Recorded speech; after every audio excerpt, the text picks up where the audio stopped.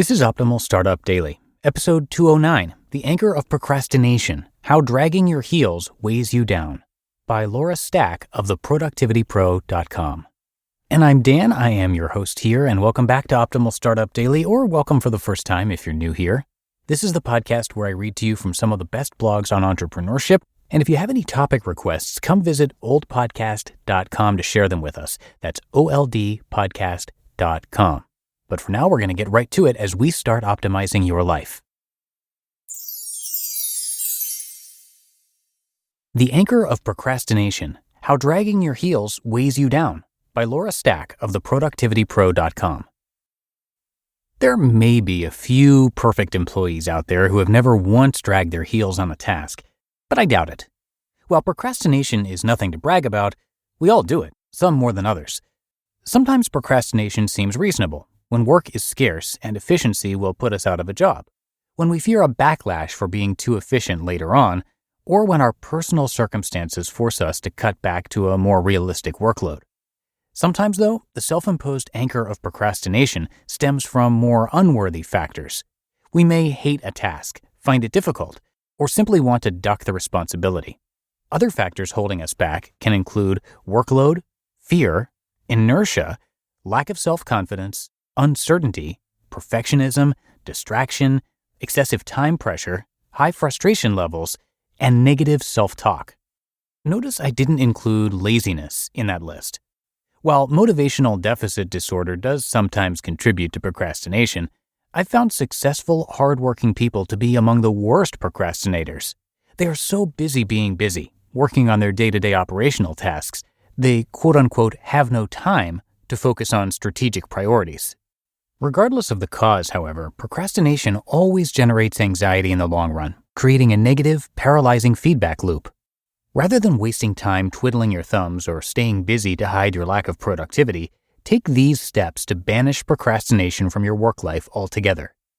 1. Control your fear. Fear serves a legitimate purpose to protect us. However, when you find a task unpleasant or difficult, you can't let it stop you in your tracks like a mountain lion would. In many jobs, you'd never get anything done if that were the case. Imagine working as a homicide detective or a zookeeper for carnivores. There are some jobs that are truly scary. But most fear is irrational. Fear of failure, fear of running out of work, or fear of social disapproval.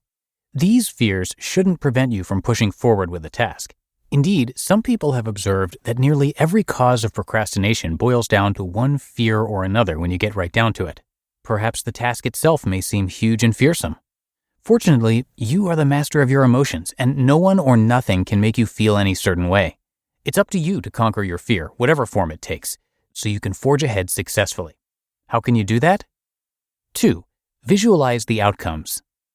On one hand, you have positive reinforcement, which helps you succeed by emphasizing all the positive outcomes of taking on and accomplishing your task. On the other, you have negative reinforcement, which dwells on the depressing consequences if you don't. I prefer the former, but if the latter spurs you on, then by all means go for it. Do you want to lose your job, lose your house, and be a bag lady living under a bridge? 3. Focus on the positive. As for positive reinforcement, think about how great it'll feel to finally conquer the hurdle blocking your path. Not only will you not have to worry about it anymore, now you can spend that worry time on something productive. Maybe you'll even get a promotion for accomplishing your task when no one else could. It doesn't hurt to be a little lavish in your visualization if it helps you, quote, screw your courage to the sticking point, as Horatio Alger used to put it. Bad things just fester when you ignore them. Most of the time, a yucky task doesn't just go away. It won't do itself, and you can't assume someone will do it for you. Get moving, or the anxiety will keep eating at you, devouring your energy and time.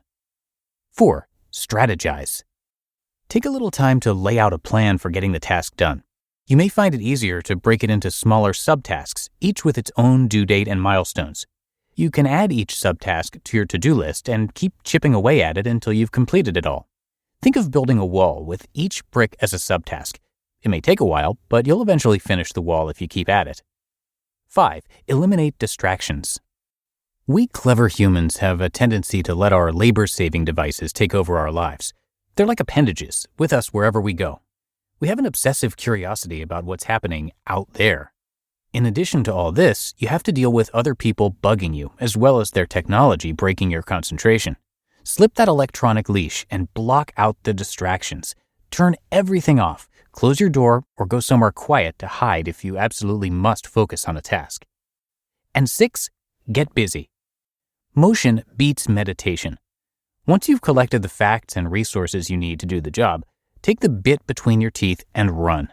Even if you only make it a short distance the first time, every time you work on the task, you'll cut down on the space between here and there, and those efforts will add up. Set a timer for 15 minutes. Tell yourself you will focus until the buzzer goes off, and do not click off your screen.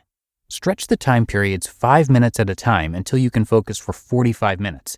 You'll discover nothing blew up while you were actually getting work done. Tenacity. Although we tend to make a big deal about talent, what really matters in work as in the rest of life is tenacity, the old stick-to-it attitude that pushes you through to completion. Talent without action is worthless. In many cases, action alone can result in great success, as long as you pair it with basic competence. So stop thinking about that task and just get to work. Every job includes some disagreeable chores, so even if you can't stand what you're doing at the moment, find a way to tolerate it.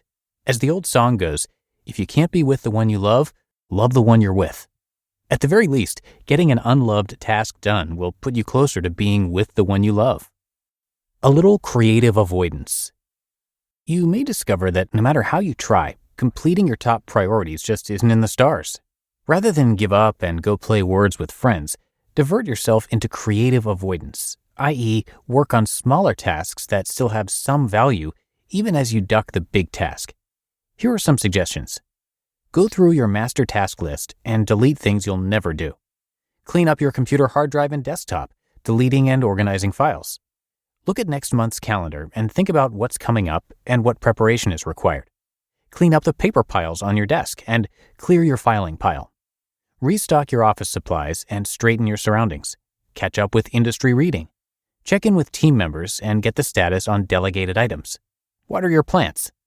You get the idea. I'm not a fan of procrastination, but at least creative avoidance accomplishes something. Sometimes all you need is momentum. Once you've boosted your confidence by crossing a few items off your list, you'll probably find it easier to reel in that anchor, latch onto one of your bigger jobs, and start making progress.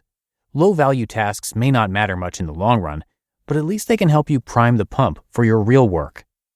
Where angels fear to tread. Now that you're revved up and ready to go, a word of caution.